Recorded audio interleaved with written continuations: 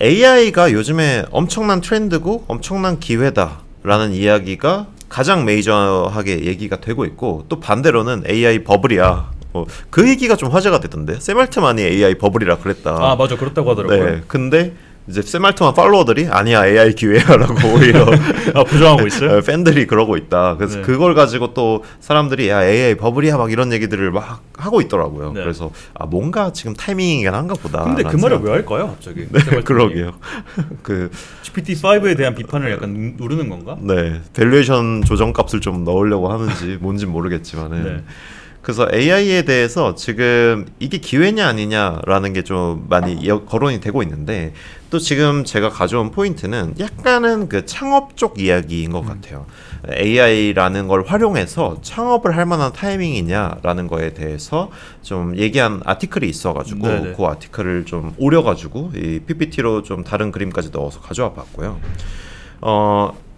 오늘 소개드릴 아티클은 이 NFX라는 벤처캐피탈에서 낸 아티클이에요. 저게 올해 초에 냈고, 저 회사가 뭐 아시는 분은 아시겠지만 기술을 좀 많이 활용해서 프로덕트를 찍어내는 회사이고, NFX라는 그 단어는 네트워크 이펙트의 그냥 줄임말이에요. 네. 그래서 네트워크 이펙트가 작동하는 영역들에 투자하겠다라는 좀 되게 나름대로 되게 신선하고 좀 그런 컨셉의 회사인데, 여기에 제임스 커리어라는 아저씨가 있거든요. 이 네. 제임스 커리어라는 아저씨는 개인적으로 이런 테크 업계를 좀 거시적 관점에서 보고 싶으시면은 꼭 검색해서 봐주셨으면 좋겠어요. 아티클들도 되게 좋고 유튜브 팟캐스트도 운영하시는데 그 내용들을 보고 있으면은 이게 요소별로 어떤 트렌드 있었어 이런 것만 얘기하기보다는 크게 어떻게 움직이고 있는지 좀 이야기를 많이 해요. 약간 철학가 느낌 나요? 네, 딱 그런 철학자나 역사학자나 이런 느낌을 주는 아저씨고, 실제로도 역사 공부 많이 해야 된다 뭐 이렇게 얘기를 해요. 네. 그래서 창업자들 역사 공부해야 된다 뭐 이런 얘기 하거든요. 그래서 그런 제임스 커리어라는 아저씨가 쓴 책인데 책이래, 아티클인데, 여기에서 이야기하는 내용은 그동안 컨슈머 유니콘이 없었다. 그러니까 뭐 우리나라에서는 B2C 영역에서 전개하는 스타트업 유니콘들이 많이 안 나오고 있었다. 근데 이게 일견 듣기로는 그래? 뭐 많지 않아? 이런 생각들이 그쵸. 들거든요. 네, 느낌상. 근데 그거에 대해서 왜 없어졌었고 왜 가려져 있었는지, 그리고 지금 이제 AI는 뭐가 다른 건지, 이런 것들을 좀 정리한 아티클이어서 한번 가져와 봤습니다. 일단 첫 번째로 B2C 유니콘, 컨슈머 유니콘들 씨가 마른 지 오래됐다라는 근거 자료예요. 그림인데 이게 컨슈머 유니콘들의 파운딩 이어, 그 설립된 이어 기준이거든요. 네. 근데 보시면은 실제로 뭐 아마존, 이베이, 구글 이런 스타트업 옛날 지금 빅테크가 된 회사들부터 스타트이긴 한데, 이게 이 모바일 트렌드 때 왁 올라왔죠. 그래서 요게 가운데 이 크게 메스가 있는 게 2009년에서 한 2014년 사이 정도인데, 네. 이때 모바일 트렌드를 타고서 B2C 유니콘들이 엄청나게 창업을 많이 됐어요. 근데 그 대표적인 게 2009년에 우버였었고, 그 다음에 포시마크, 뭐 코인베이스, 로빈후드, 도어대시 뭐 이런 회사들이 만들어졌었고, 근데 이게 계속 지금까지도 엄청 크고 유명한 회사들이잖아요. 주가도 고공행진 하는 회사들인데, 네. 이런 유형의 회사들이 파운딩 이어 기준으로는 2014년도, 15년도 이후로는 컨슈머 유니콘들이 거의 안 만들어지고 있었다라는 이야기예요. 그래서 이 사람이 얘기하는 게, 요런 회사들 제외하면 몇 개의 게임 회사들, 몇 개의 핀테크 회사들, 아니면 몇 개의 리워드 웹 회사들, 우리나라로 치면 뭐 캐시워크 같은 것들, 이런 것들 제외하면은 사실 컨슈머 유니콘들 안 나오고 있는 상태다. 진짜 귀신같이 줄긴 하네요. 네, 그래서 유의미하게 지금 줄었죠. 이 곡선이 딱 떨어지는 게 2015년 요때쯤인데, 이거를 조금 먼 얘기니까 우리나라로 기준으로 한번 정리를 해봤어요. 네. 우리나라에 33개 정도가 누적 유니콘이 있거든요. 근데 그 중에 우리나라는 컨슈머가 좀 유명해서 19개가 제가 분류하기로는 컨슈머 영역이에요. 그래서 이 19개 회사들이 파운딩 이어가 언젠지 한번 살펴봤는데, 제일 오래된 건 무신사. 무신사는 그 커뮤니티에서부터 출발을 했었잖아요. 네. 근데 무신사도 본격적으로 사업화해서 뭐 이제 무신사닷컴 같은 걸 만들기 시작한 거는 2012년도 정도였다라고 하고요. 대부분의 회사들이 이 티몬 2010년 정도부터 출발을 해가지고 2010년에서 15년 사이에 끝났어요. 그래서 가장 최근의 빈티지가 컬리, 당근마켓, 에이블리인데, 이 회사들이 지금도 잘 하고 있는 회사인데, 회사마다 상황은 좀 다르긴 하지만 당근마켓 에이블리 정도는 네. 지금도 막 달리고 있는 회사인데 네. 15년도에 창업한 회사이고 네. 15년도 이후로는 우리나라에서도 컨슈머 유니콘은 나오지 않았다라고 해요. 근데 이게 그렇구나 싶은 게 저는 13학번, 1, 2학번, 13학번 정도 나이대인데 저희가 군대 갔다 와서 대학교 고학년 정도 됐을 때 이제 창업을 주변 친구들이 많이 하잖아요. 네. 그럼 그때 주로 이런 컨슈머 어플리케이션을 만들기 시작을 했단 말이죠. 모바일 어플리케이션을 만들고 했는데 네. 그때가 한 2017년도, 16년도 뭐 이때쯤이었어요. 네. 그래서 그렇구나 했는데 사실 그때부터는 유니콘이 되는 회사들은 다 나오지 않았다라는 거죠. 그래서 이게 생각보다 되게 이 트렌드에 맞네. 그리고 이 숫자가 글로벌 트렌드랑 엄청 맞네라는 게 좀 되게 흥미로운 지점이었어요. 이래서 진짜 나이도 타고나야 돼요. 네, 그러니까 때가 맞아요, 때를 타고나야 돼. 그 적절한 나이대에 적절한 맞아요, 트렌드가 맞아요. 딱 와줬어야 된다. 네.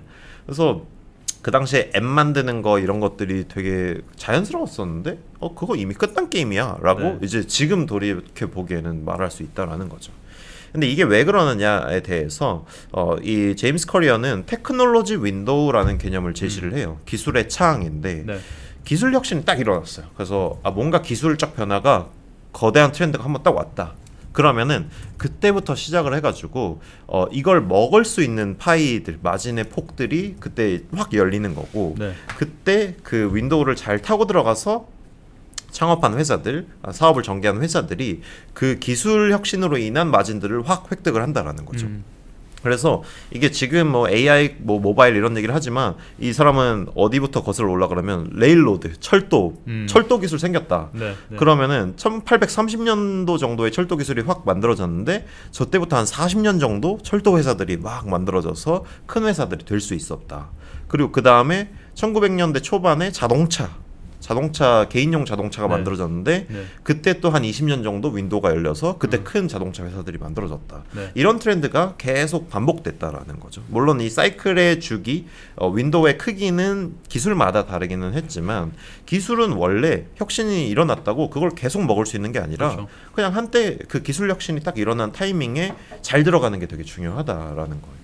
그래서 이게 뭐 말씀하신 것처럼 뭔가 기술 혁신은 항상 있는 거고 항상 기회가 있는 것처럼 여겨지기도 한데 그렇지 않다라는 거죠. 네. 솔직하게는, 냉정하게는. 예를 들어서 이것도 이 제임스 커리어가 쓴 그 테크놀로지 윈도우 관련 아티클에 나오는 도식인데 오토모빌 컴퍼니, 미국에서 자동차 회사들이 언제 창업됐느냐 하면은 이 1900년대 초반에 압도적으로 집중돼 있어요. 여기에 뭐 포드, GM, 뭐 쉐보레, 링컨 이런 회사들이 다 만들어졌는데 저 회사들이 지금도 제일 큰 완성차 회사들이잖아요. 와, 그러네요. 진짜 80년 동안 나온 게 없네요. 네, 그래서 요 80년 동안 비어 있고 이제 2000년대 딱 들어왔을 때 테슬라, 리비안 이런 회사들이 전기차는 달라 하고 이제 스타트가 됐었던 건데 네. 저 때 한 번 저 트렌드를 잘 타는 회사들이 계속 큰 회사로 있었다. 중간중간 사실 시도들이 있었겠죠. 뭐 이런 자동차 저런 자동차들이 있었을 것 같은데 그런 회사들이 큰 회사가 되지는 못했다라는 저희 거예요. 할아버지들 뭐 하셨죠? 그래서 이 테크 윈도우가 확실히 열려 있고 이게 네. 닫히면 사실상 새로 들어가기는 거의 불가능에 가깝다고 볼 수 있겠네요. 네. 그래서 기술 혁신이 일어났을 때 잘 봐야 돼. 타이밍 잘 봐야 돼. 인데 이 테크놀로지 윈도우가 어떤 움직임으로 흘러가는지를 조금 더 자세하게 말씀을 드려볼게요. 이 제임스 커리어는 1, 2, 3, 4, 5, 6의 이 순서 타이밍으로 집어요. 그래서 1번은 그냥 창발하는 거예요. 기술이 인벤티드 됐다. 발명됐다. 네. 그럼 그때는 어떤 사람들만 갖고 노냐면 허비스트들이 갖고 논다고 해요. 네. 기술을 가지고 노는 걸 그냥 재밌어하는 사람들이죠. 네. 이걸로 뭘 사업화해야지, 뭘 어디다 써야지 이런 거 말고 이걸로 뭘 할 수 있지? 뭐 이런 고민들을 하는 사람들이 이 기술을 처음에 가지고 놀기 시작을 해요. 근데 그게 이건 제가 찾은 사례인데 잡스랑 워즈니악이 어떻게 처음에 만났냐면 처음에 소개한 거는 뭐 중간에 다리를 놔준 친구가 있다고 해요.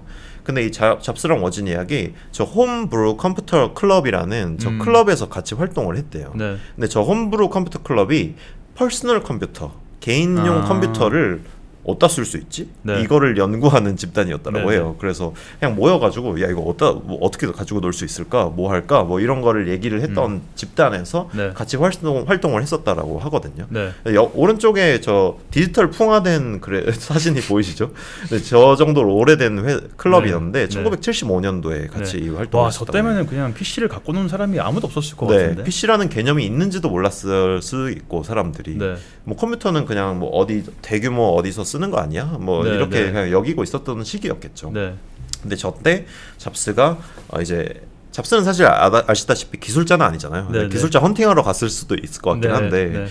이걸로 뭐 할 수 있을 것 같은데 근데 어젠다는 모르겠고 네. 그냥 가지고 놀면서 계속 찾아보자 했었던 게 저 홈브루 컴퓨터 클럽이고 저 때가 이 그래프로 치면 저 1번 시기인 거죠. 네. 그래서 그냥 발명이 됐다. 뭐 so what? 그냥 그런 상태예요. 근데 2번 시기가 스테이터스 모먼트라고 정의를 하는데 어떤 형태의 상이 딱 잡히는 시기인 거죠. 네. 이 기술이 이렇게 될 수가 있구나 라는 상이 잡히는 시기인데 제임스 커리어가 얘기하는 시기는 이 넷스케이프를 창업한 마크 안데르센이 타임지 커버를 장식을 했을 때를 대표적으로 이야기를 해요.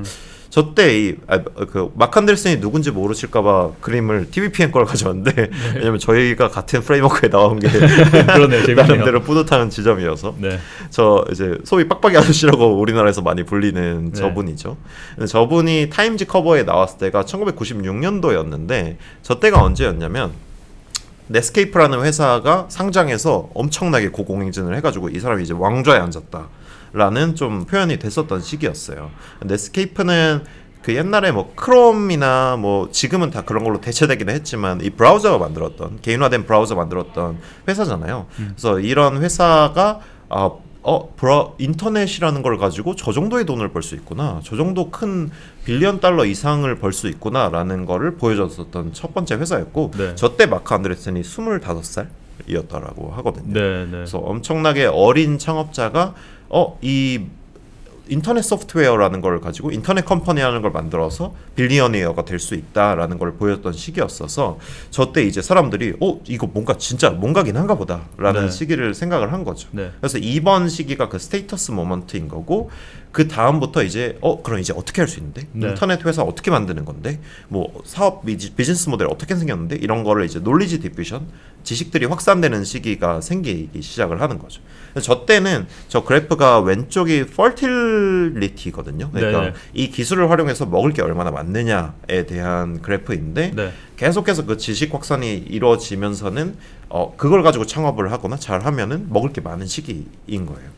그러다가 이제 곡선이 꺾이기 시작하는 게 저 컴페티션이 시작되면서 좀 돼요. 사람들이 다 이제 아니까 네. 이제 나도 가서 먹어야지. 뭐 이런 것들을 이제 하기 시작을 하는 거죠. 그래서 이 컴페티션이 시작되면은 이 퍼틸리티 레이트는 떨어지게 되고 네. 뭐 다 모두 아시는 것처럼 원정 경제 시장이 되면은 그 마진의 폭이 줄어들잖아요. 네. 그러다가 이제 5번이 인컴번트라고 써 있는데 우리나라 표현으로 그냥 대기업이죠. 네. 그러니까 대기업이 진입해서 이제 쓸어가는 형태가 되는 거예요. 네. 대기업이 진입을 하거나 아니면은 앞에 시작된 애들이 대기업이 되거나 이런 형태가 되는 거죠. 그럼 이제 거기서부터는 점유율 싸움을 할 게 없고 그냥 걔네가 계속 다 먹어 치우는 그림이 돼가지고 그 다음부터 이 비슷한 기술로 창업을 하게 되면은 사실은 기회가 별로 없다. 저기 90% 다친다고 하는데 거의 네. 100%에 가까운 것 같아요. 네. 아까 그 오토모빌 사례도 그렇고 우리나라에서도 컨슈머 유니콘 15년도가 마지막이라고 했잖아요. 네, 맞아요. 그럼 보면은 거의 다친다고 보면 되는 것 네. 같네요. 그 이게 저희 사례로 우리나라가 또 좀 자명한 게 우리나라는 모바일 앱을 만드는 회사들이 네. 모두 다 슈퍼 앱이 되잖아요. 네. 뭔가 어떤 버티컬 특화 앱이 되는 게 아니라 네. 당근마켓도 부동산도 하고 뭐 알바도 하고 약간 이런 식으로 확장하는 것처럼 네. 가는데 사실 뒤쪽에 스타트를 하면은 더 니치한 곳을 잡을 수밖에 그쵸. 없거든요. 미국에서는 그래도 그것도 크니까 그냥 그쵸. 그게 돌기도 그쵸. 해요. 네. 근데 예를 들어서 뭐 운동 모임만 하는 앱, 뭐 알바에서 뭐만 하는 애, 뭐 약간 이런 식으로 이제 갈 수밖에 없는데 네. 사실 그렇게 되면은 인컴번더들이 먹어 치우는 곳에서 이제 틈바구니를 비집고 들어가야 되는 거죠. 네. 그래서 이런 형태로 큰 회사들이 뭐 기존의 네트워크 레버리지에서 자산 레버리지에서 옆으로 이제 확장하는데 그 틈바구니에서 나중에 시작해봤자 사실 네. 헤게모니를 먹기가 어려운 것 같아서 네. 말씀하신 것처럼 거의 90% 100% 기회가 없는 상태가 되는 게 사실인 거죠. 아까 말씀드린 것처럼 제가 2017년도에 대학교 3학년, 4학년 정도였는데 그때 네. 그냥 친구들이 창업하면 앱부터 만들었어요. 근데 그때 되게 미안한 얘기지만 기회가 없었던 거죠. 저도 당시에는 네. 몰랐는데 네. 아예 새로운 걸 했었어야 되는데 네. 그걸 하기 시작하면은 그냥 카카오랑 싸울래부터 시작하는 거였다. 네. 근데 그런 기회가 결론적으로 거의 없었다라는 거입니다. 그래서 이것도 좀 재밌어서 한번 찾아봤는데 실제로 앱이 얼마나 만들어졌는지, 등록이 됐는지, 애플 앱스토어에 얼마나 앱들이 등록이 됐는지를 연도별로 정리를 한 건데 네. 아까 2014년, 15년 이후에는 기회가 거의 없었다고 했는데 여기가 2014년이거든요. 요 가운데 정도가 2014년인데 이때부터 앱이 훨씬 많아졌잖아요, 사실은. 네. 그러니까 이때 이게 이 트렌드랑은 거의 반대로 가는 형태인 그러네요. 거죠. 네, 그래서 확실히 사람들이 많이 하기 시작하면은 의심해봐야 된다. 그때부터는 네, 의심해봐야 된다. 네. 그게 그 게임을 시작하는 게 맞는지에 대해서는 한번 고민 다시 해볼 필요가 있다. 되게 재밌는 게 저 그래프가 확 올라간 시점이 컴피티션이 아니라 이미 네. 그 전에 끝났던 거잖아요. 맞아요. 그래서 이 앱스토어 등록된 앱이 거의 없었던 시기에 회사들이 기업 가치적으로는 거의 다 먹어치우는 네. 형태가 결론적으로는 도달을 하더라. 네, 네. 인 거예요. 그럼 이거를 이제 우리가 왜 몰랐냐? 우리는 왜 B2C 유니콘이 멸종한 걸 몰랐을까를 보시면은 이거는 돈은 계속 벌고 있었어요. 네. 그 아까 나왔던 애들이 계속 확장을 하면서 더 커지고 했던 거죠. 우버도 계속 돈 많이 벌고 주가도 고공행진하고 모바일 뭐 적응했던 구글도 고공행진하고 우리나라에서도 카카오 계속 잘 나가고 네이버 잘 나가고 이런 식으로 가니까 그 밑에서 물 밑에서 스타트업들이 어떻게 되고 있었는지는 사실 보이지는 않았던 거죠. 그게 착시 효과처럼 모바일 어플리케이션 잘 나가는데 왜 그래? 약간 이런 식으로 됐던 건데 사실은 그거는 시작하지 않았던 게 더 나았던 걸 수도 있어라는 이야기를 하는 게 사실 이 이야기예요. 그리고 이제 땅 따먹기가 이제 되니까 그 아까 말씀드린 것처럼 이제 좁은 틈을 파고들어야 하는 건데 네. 이런 게 이제 기술 사이클이 돌 때 일어나는 통상적인 일인데 그 한번 여쭤보고 싶은 게 그럼 AI는 지금 어떤 것 같으세요? 어느 정도의 상태에 샘 알트먼이 지금 버블이라고 하는 거 보니까 네. 끝난 것 같은데. 네, 그러니까요. 이게 생각보다 이제 기회라고 막 하고 있었는데 이거 생각보다 끝나가는 게임일 수도 있나? 라는 생각을 해볼 필요가 있다는 저는 거죠. 이게 그냥 단적으로 어떤 점에서 약간 다치고 있는 거 같냐면은 네. 우리 지금 러버블이나 뭐 레플릿이나 뭐 커서나 뭐 여러 가지 코딩 앱들 나왔잖아요. 네네. 이게 러버블 같은 경우는 몇 개월 만에 뭐 그 ARR이 뭐 7배, 8배 뛰고 네. 기업 가치 몇십 배 뛰고 하는 거 보면서 와 이거 진짜 기회가 아직은 무궁무진하구나 싶었는데 네. 지금 나오는 이제 그 컨선들이 근데 지금 이런 버티컬들 모델들이 결국 그 엔트로픽에서도 코딩 그 서비스를 내고 진출을 하고 오픈 AI도 지금 GPT-5에서 코딩 확 그 올린 것도 그렇고 네. 모델들이 다 먹고 있는 거를 그냥 이제 버티컬들이 막 그 조만조만한 틈을 파고 들어서 뭘 해보려고 해도 네네네. 비용 구조도 안 맞고 네. 그리고 이미 지금 게임이 끝나 있지 않았나? 라는 생각이 좀 드는 것 같아요. 요즘 들어서. 네, 맞아요.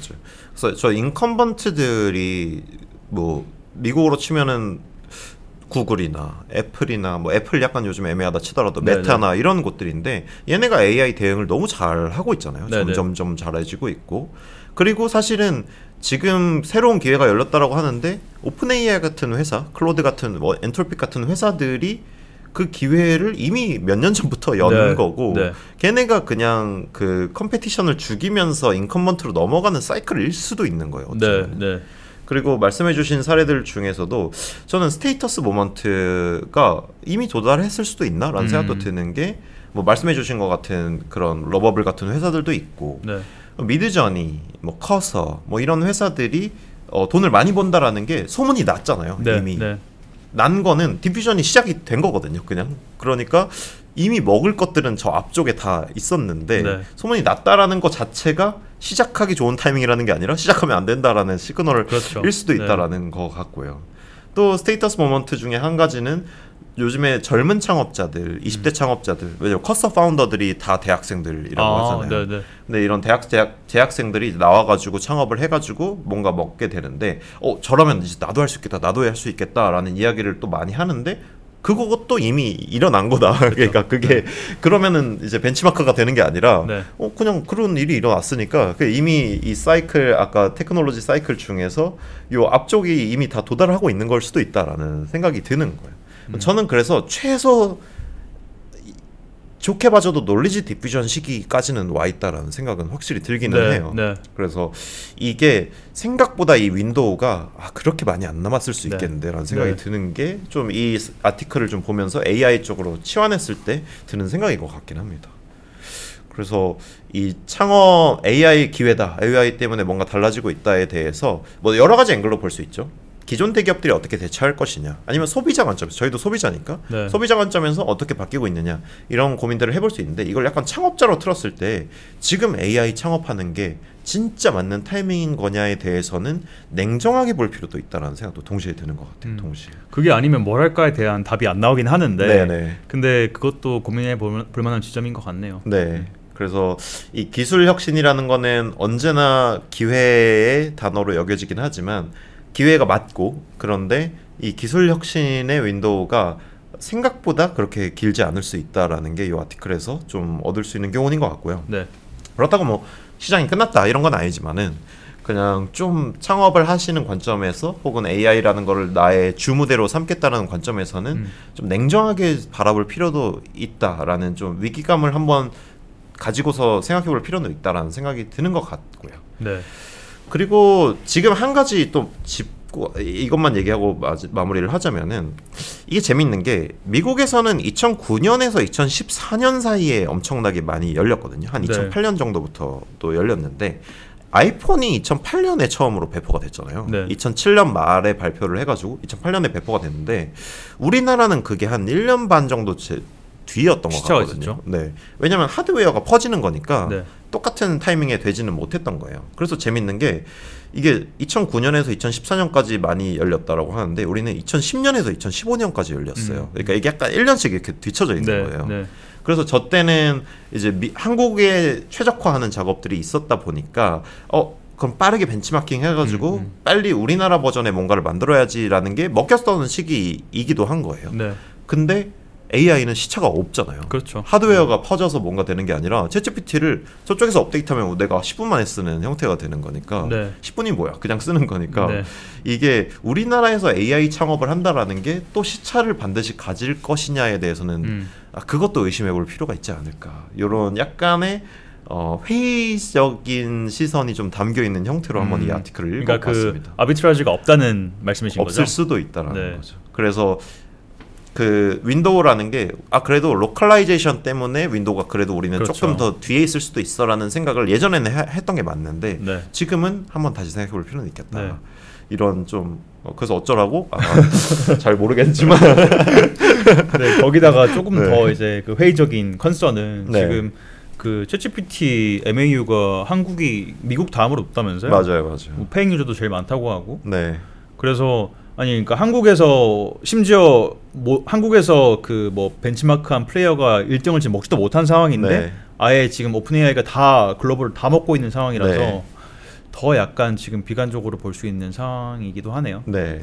그래서 이 AI 기술을 창업을 한다라는 거에 대한 개념에 대해서 한번 잘 고민을 해볼 필요가 있겠고, 그리고 이 경쟁 강도에 대해서 원래는 우리나라에서 1등이 되면은 되는 거다라고 생각을 할 수 있었고, 그리고 예를 들어 도어대시가 배달의 민족보다 우리나라에서 배달을 빨리 하는 게 되게 어렵잖아요. 원론적으로. 네.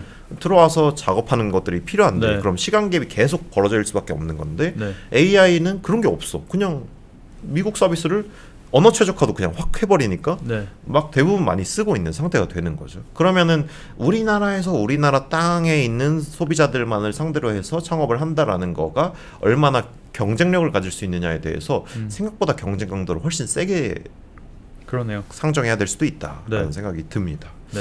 그래서 이렇게 이 기회는 맞는데 이 기회를 잘 봐야 한다라는 약간 회의적으로 이 아티클을 한번 읽어봤습니다. 여기다가 또 샘 알트먼이 갑자기 버블 발언이 자꾸 네. 지금 생각이 나가지고 네. 뭐 저희 입장에서는 사실상 좀 아쉬운 대목이긴 한데 네. 뭐 팩트일지 아닐지는 봐야 되고요. 네. 뭐 근데 주식 그냥 이제 상장 주식 투자 관점에서는 또 달라요. 그래서 네. 네, 그런 관점, 이 AI라는 거를 좀 어떤 방향으로 볼 수 있는가에 대한 좀 이야기인 것 같아요. 네. 어쨌든 이렇게 한번 좀 마무리를 해보겠습니다. 네. 그 코너는 이렇게 마무리를 하고요.